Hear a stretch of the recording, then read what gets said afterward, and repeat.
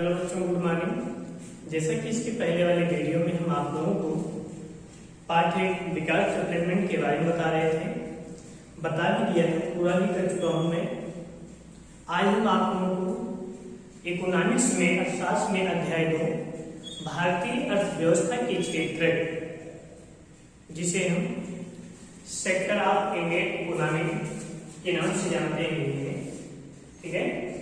Sector of Indian economy अर्थात भारतीय अर्थव्यवस्था के क्षेत्र के बारे में बताएंगे। तो सबसे पहले आज हमें भारतीय अर्थव्यवस्था क्षेत्र के बारे में जानकारी करने से पहले हमें आर्थिक क्रियाओं के बारे में जानना आवश्यक है कि आर्थिक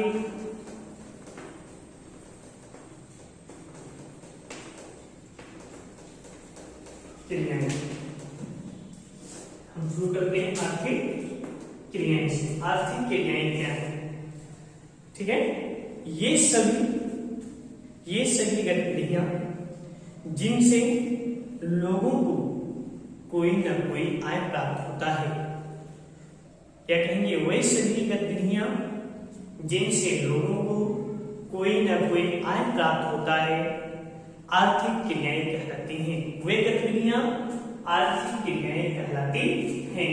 वो लिखेंगे वे सभी गतिविधियां जिनसे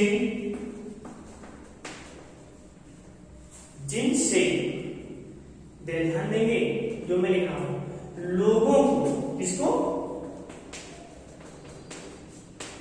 लोगों को कोई ना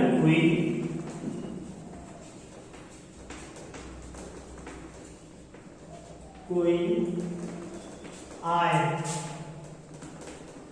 प्राप्त होता है, वे सभी गतिविधियां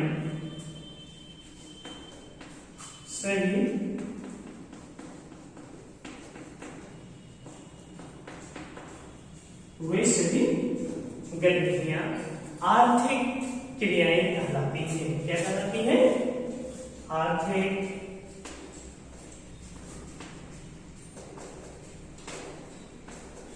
क्रियाएं कहलाती हैं। ध्यान देना, पुनः मैं अभी आपको बता चुका हूं कि आर्थिक क्रियाएं क्या हैं। वे सभी गतिविधियां जिनसे लोगों को कोई न कोई आय प्राप्त होता है, वे सभी क्रियाएं आर्थिक क्रियाएं कहलाती हैं। जैसे किसानों को देखो, किसान लोग खेतों में कार्य करते हैं, फसलों के उत्पादन के लिए कार्य करते हैं ना, करते हैं। तो जो आवश्यकता से अधिक फसलों का उत्पादन कर लेते हैं तो उसको कहाँ ले जाते हैं, क्या करते हैं, उसको ले जाकर मंडियों में, बाजारों में बेच देते हैं, जिससे बेचने पर उनको क्या मिलता है, नगद राशि तथा रुपया भी मिलता है। उसी प्रकार जैसे खेतों में काम करना, दुकान करना, दफ्तरों में काम करना, बैंकों में कार्य करना, स्कूलों में कार्य करना आदि के द्वारा आर्थिक क्रियाएं की जाती हैं। हम अपने आसपास लोगों को विभिन्न प्रकार के आर्थिक और गैर आर्थिक गतिविधियों में, अर्थात कहेंगे आर्थिक क्रियाएं और गैर आर्थिक क्रियाओं में संलग्न होते हुए, संलग्न में कार्य करते हुए देखते हैं, लगे होते हैं। अब हम बात करते हैं आर्थिक कार्यों के क्षेत्र। क्या? आर्थिक कार्यों के क्षेत्र, ध्यान दीजिएगा।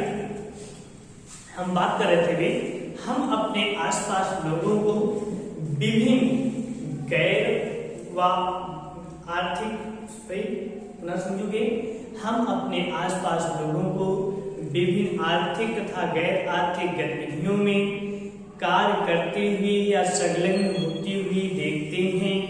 इनमें से कुछ गतिविधियां वस्तु का उत्पादन करती हैं, साथ ही कुछ अन्य सेवाओं का सृजन करती हैं।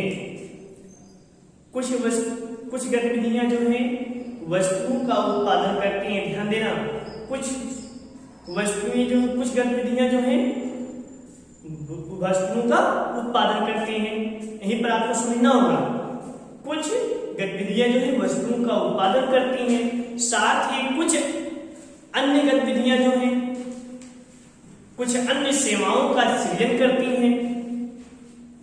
कुछ महत्वपूर्ण, ध्यान देना, कुछ महत्वपूर्ण मापदंडों के आधार पर आर्थिक कार्यों के, अर्थात कहेंगे आर्थिक कार्यों के आधार पर, या कहेंगे ये गतिविधियां हमारे चारों ओर हर समय संपादित होती रहती हैं। पुनः समझोगे, कुछ गतिविधियां वस्तुओं का उत्पादन करती हैं, साथ ही कुछ अन्य सेवाओं का सृजन करती हैं। ये गतिविधियां हमारे चारों ओर हर समय संपादित होती रहती हैं। कुछ महत्वपूर्ण मापदंडों के आधार पर आर्थिक कार्यों के क्षेत्रकों को विभिन्न समूहों में वर्गीकृत किया जाता है। अर्थात कहेंगे आर्थिक गतिविधियों को हम आर्थिक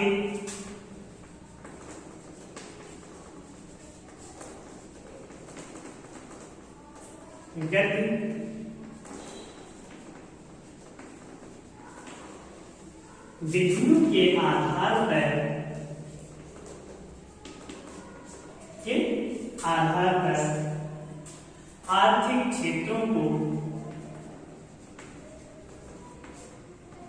आधार पर आर्थिक क्षेत्रों को तीन भागों में, कितने? 3 भागों में बांटते हैं। नंबर 1 है प्राथमिक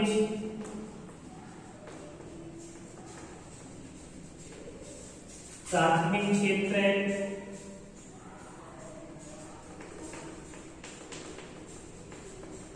दूसरा है द्वितीयक क्षेत्र है।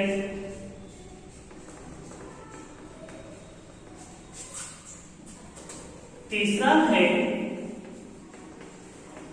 तृतीय क्षेत्र है।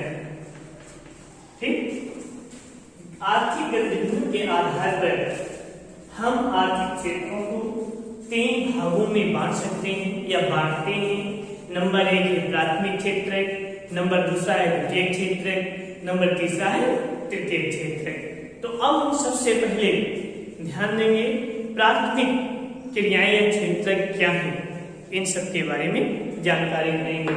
प्राथमिक क्षेत्र या इसको इसी आधार पर लिख सकते हैं। देखिए इसको ऐसे बना के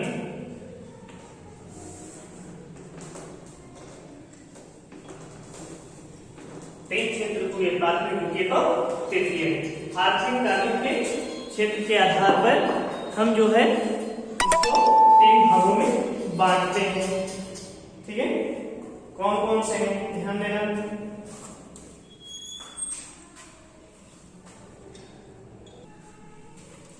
हाँ देखिए, अब हम आपको बताएंगे प्राथमिक क्षेत्र। प्राथमिक क्षेत्र किसे कहते हैं, प्राथमिक क्षेत्र क्या? ठीक है, चलिए आइए देखते हैं प्राथमिक क्षेत्र। प्राथमिक क्षेत्र, प्राथमिक क्षेत्र। चलिए पहला प्राथमिक क्षेत्र, ध्यान दीजिएगा, हम आपको बता चुके हैं जब हम प्राकृतिक संसाधनों का उपयोग करके किसी वस्तु का उत्पादन करते हैं तो इसे प्राथमिक क्रियाएं या प्राथमिक क्षेत्र कहा जाता है। ध्यान देंगे, जब हम किसी प्राकृतिक वस्तुओं का प्राकृतिक वस्तुओं का, ध्यान देना मैं लिखता हूं ब्लैक बोर्ड पे भी, आप लोग भी ध्यान देते चलिए। जब हम किसी प्राकृतिक वस्तुओं का, प्राकृतिक संसाधनों का, सॉरी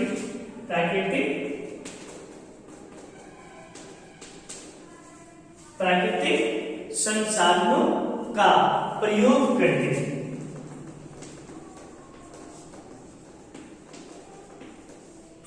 किसी वस्तु का उत्पादन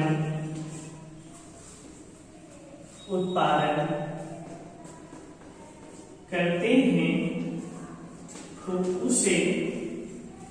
तो उसे प्राथमिक क्रियाएं या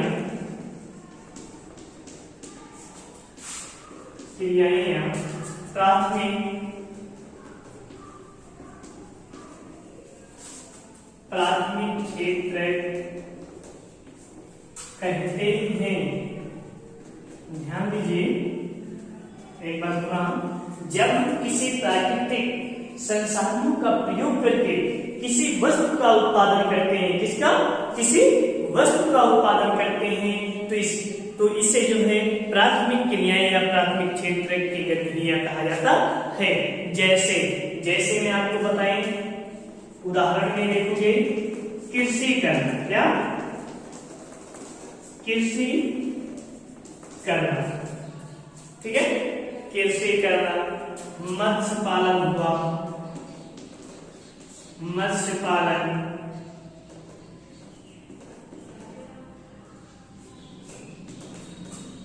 कृषि, मत्स्य पालन, डेयरी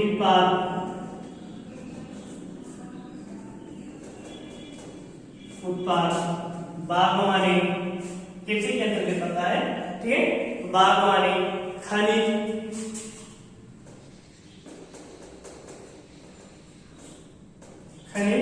हाँ लो बच्चों देखो, इसके पहले वाले वीडियो में आपको हम प्राथमिक क्षेत्र के बारे में बता रहे थे और बता भी दिए थे, पूरा दिन पूरा हुआ है। दूसरा जो आपको बताने चल रहे हैं, प्राथमिक आपको बताया गया, जब हम प्राकृतिक संसाधनों का प्रयोग करके, ध्यान देना, जब हम प्राकृतिक संसाधनों का प्रयोग करके किसी वस्तु का उत्पादन करते हैं तो उसे प्राथमिक क्रियाएं या प्राथमिक क्षेत्र कहा जाता है। जैसे कृषि हुआ, मत्स्य पालन हुआ, डेयरी हुआ, कुक्कुट पालन हुआ, खनिज अयस्क निकालना जैसे आदि, ये सब प्राथमिक क्षेत्र के अंतर्गत आते हैं, प्राथमिक क्षेत्र की क्रियाएं हैं। जैसे इसमें से क्वेश्चन बनता है, किन्हीं तीन प्राथमिक क्रियाओं के नाम बताइए, तो आप बताना, कृषि करना, मत्स्य पालन, ठीक है, खनिज निकालना, अयस्क निकालना, ये सब प्राथमिक क्रियाएं हैं। अब आपको बताएं द्वितीयक क्षेत्र में क्या है, इसके अंतर्गत, ध्यान देना, क्या इसके अंतर्गत प्राकृतिक उत्पादों का प्रयोग करके, इसके अंतर्गत ध्यान देना, यहीं पर प्रथम में क्या किए थे, प्राथमिक क्रियाओं क्या किए थे, प्राकृतिक संसाधनों का उपयोग करके वस्तुओं का निर्माण किए थे, किसी वस्तु का निर्माण किए थे। वो जो वस्तु का निर्माण किए थे कौन सा वस्तु था, प्राकृतिक वस्तु था ना। इसमें इसके अंतर्गत प्राकृतिक उत्पादों का प्रयोग करके, प्राकृतिक उत्पादों का प्रयोग करके मनुष्य या कहेंगे मानव अपने उपयोग में आने के लिए जब विभिन्न प्रकार की वस्तुओं का भी निर्माण करता है तो उसे हम द्वितीयक क्षेत्र या द्वितीयक क्रियाएं कहते हैं। जैसे उदाहरण ले लेते हैं, कपास के पौधे से प्राप्त रेशे का उपयोग करके कपड़ा तैयार करते हैं। ध्यान दीजिए, उदाहरण लेंगे, कपास का उत्पादन जो है, ध्यान देना, कपास का उत्पादन किस क्रियाओं के अंतर्गत होता है, प्राथमिक ना। कपास का उत्पादन प्राथमिक क्रियाओं के अंतर्गत किया जाता है, प्राथमिक क्रिया के अंतर्गत। और कपास से प्राप्त रेशे का उपयोग करके जब हम कपड़ा तैयार करते हैं, क्या करते हैं? कपड़ा। किससे? कपास के रेशों से। कपास के रेशे से। रेशे से क्या तैयार करते हैं? कपड़ा तैयार करते हैं। और कपड़ा कहाँ तैयार करते हैं? उद्योगों में ले जाकर, कल कारखानों में ले जाकर ना, तो इसको क्या कहते हैं? विनिर्माण करते हैं। क्या कहते हैं? विनिर्माण करते हैं। तो ये हमारा कौन सा उत्पाद बना? कपड़ा जो है द्वितीयक। कौन सा उत्पाद बना? द्वितीयक क्षेत्रक बना। क्या बना? क्षेत्रक। ठीक है।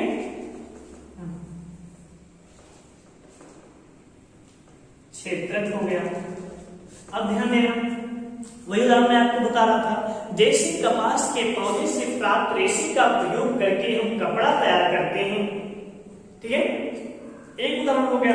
दूसरा उदाहरण देखिए, मिट्टी से ईंट बनाते हैं, बनाए जाते हैं भट्ठों में देखिए, और ईंटों से भवनों का निर्माण किया जाता है, मकान घर आदि बनाए जाते हैं, ये सब बनाए जाते हैं, देखिए ना। तो इस मकान अर्थात घर को बनाने के लिए विभिन्न प्रकार के औद्योगिक मालों की आवश्यकता हुई है। जैसे सीमेंट लगे हैं, ये भी उद्योग में बने हुए हैं। ठीक, सरिया लगा हुआ ये भी है। ठीक, ईंट है ये भी है। ठीक, तो ये सब कहाँ विकसित किए गए? विनिर्माण उद्योगों में विकसित किए गए थे ना। तो इन सबको क्या कहेंगे?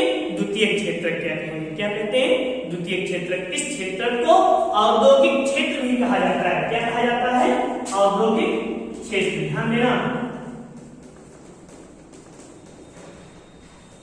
औद्योगिक क्षेत्र कहा जाता है। ठीक है, औद्योगिक क्षेत्र कहा जाता है। ठीक है, क्षेत्र। ठीक है, ध्यान देना फिर से, इस द्वितीय क्षेत्र के अंतर्गत इसके अंतर्गत प्राकृतिक उत्पादों का प्रयोग करके मनुष्य के लिए या मनुष्य अपने उपयोग में आने वाले विभिन्न प्रकार के वस्तुओं का विनिर्माण करता है। जैसे हम आपको उदाहरण बता चुके हैं, कपास के पौधे से प्राप्त रेशे का उपयोग करके कपड़ा तैयार करते हैं। कपड़ा द्वितीय क्षेत्र के अंतर्गत आता है आपका। ठीक है, और मिट्टी से ईंट बनाते हैं और ईंटों से भवनों का निर्माण करते हैं। इस क्षेत्र को औद्योगिक क्षेत्र भी कहा जाता है। अब हम तीसरा आपको बताएंगे। अब हम आपको तीसरा बताएंगे, तृतीय क्षेत्र क्या है। देखेंगे तृतीय क्षेत्र। ठीक है, क्षेत्र के बारे में तृतीय क्षेत्र किसे कहते हैं? ये वे गतिविधियां हैं, ध्यान देना पहले, ये वे गतिविधियां हैं जो किसी वस्तु का उत्पादन नहीं करती हैं बल्कि अपनी सेवाएं प्रदान करती हैं। पुनः समझोगे, ये वे गतिविधियां हैं जो किसी वस्तु का निर्माण या उत्पादन नहीं करती हैं बल्कि अपनी सेवाएं प्रदान करती हैं। ये क्रियाएं, ध्यान देना, ये क्रियाएं प्राथमिक और द्वितीयक क्षेत्र के विकास में मदद करती हैं। ये क्रियाएं कौन? तृतीयक क्रियाएं, तृतीयक क्षेत्र जो है प्राथमिक और द्वितीयक क्षेत्र के विकास में मदद करती हैं। ये गतिविधियां वस्तुओं को बाजार सेवाओं का सृजन करती हैं, या कहेंगे ये क्रियाएं जो है द्वितीयक क्षेत्र में उत्पादित की हुई वस्तुओं को बाजारों तक पहुंचाने का कार्य करती हैं, अर्थात कहेंगे अपनी सेवाएं प्रदान करती हैं। ठीक है, इसलिए इसे क्या कहा जाता है? इसे सेवा क्षेत्र भी कहा जाता है। क्या कहा जाता है? इसलिए इसे सेवा क्षेत्र भी कहा जाता है। ठीक है, इसलिए इसे सेवा क्षेत्र भी कहा जाता है। जैसे हम आपको बताएं, परिवहन है। परिवहन में सभी गाड़ियां आ गई, चाहे वो कार हो, ट्रक हो, बस हो, रेलवे हो, हवाई जहाज हो, ये सब परिवहन के अंतर्गत आ गए। ठीक है, इसके बाद डॉक्टर, डॉक्टर भी तो अपना सेवा देता है लोगों को। फिर शिक्षक भी, ये सब तो भी अपना सेवा प्रदान करते हैं दूसरे को। बीमा, बैंकिंग भी, ये सब तृतीय क्षेत्र के अंतर्गत आते हैं। क्या है? तृतीय क्षेत्र के अंतर्गत आते हैं। तो पुनः समझोगे, ये वे गतिविधियां हैं जो वस्तु का उत्पादन नहीं करती हैं बल्कि अपनी सेवाएं प्रदान करती हैं। ये क्रियाएं प्राथमिक और द्वितीय क्षेत्र के विकास में मदद करती हैं। ये गतिविधियां वस्तुओं को बाजार सेवाओं का सृजन करती हैं, अर्थात बाजारों तक पहुंचाने का कार्य करती हैं, लोगों को अपनी सेवाएं प्रदान करती हैं। इसलिए इसे सेवा क्षेत्र भी कहा जाता है। मेरे गुरु पहले लिख चुके हैं। अगर आपसे पूछा जाता है कि सेवा क्षेत्र किसे कहा जाता है, तो तृतीय क्षेत्र को सेवा क्षेत्र कहा जाता है। ठीक है, अगर आपसे पूछा जाता है कि औद्योगिक क्षेत्र किसे कहा जाता है, औद्योगिक क्षेत्र को, द्वितीय क्षेत्र को औद्योगिक क्षेत्र कहा जाता है। इसमें विनिर्माण उद्योगों का, विनिर्माण में वस्तुओं का उत्पादन किया जाता है, प्राकृतिक वस्तुओं का उत्पादन किया जाता है। ठीक है, प्रयोग करके। इसके बाद हम आपको बता, तृतीय क्षेत्र की वे गतिविधियां जो किसी वस्तु का उत्पादन नहीं करती बल्कि अपनी सेवाएं प्रदान करती हैं। ये क्रियाएं प्राथमिक द्वितीय तृतीय क्षेत्र में मदद करती हैं। ये गतिविधियां वस्तुओं के बाजार सेवाओं का सृजन करते हैं, इसलिए इन्हें सेवा क्षेत्र भी कहा जाता है।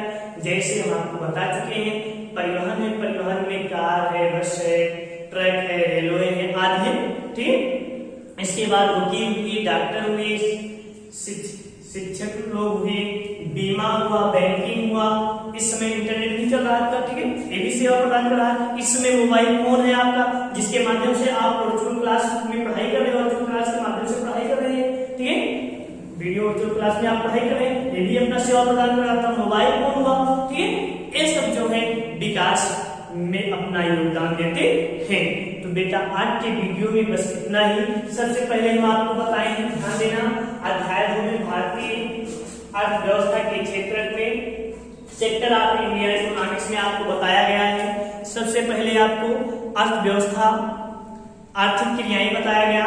इसके बाद अर्थव्यवस्था के क्षेत्र को 3 भागों में बांटा जाता है, प्राथमिक, द्वितीयक और तृतीय। प्राथमिक, द्वितीयक और तृतीय को आपको वर्णन करके बताया गया, विस्तृत रूप से बताया गया। अब आगे की वीडियो में आपको हम अध्याय 2 में ही सकल घरेलू उत्पाद, जिसे जीडीपी कहते हैं, इसके बारे में बताएंगे और तीनों क्षेत्रों की तुलना करेंगे एक दूसरे से, प्राथमिक, द्वितीयक और तृतीय क्षेत्र में। तब तक के लिए धन्यवाद। आप लोग आगे पढ़ते रहिए।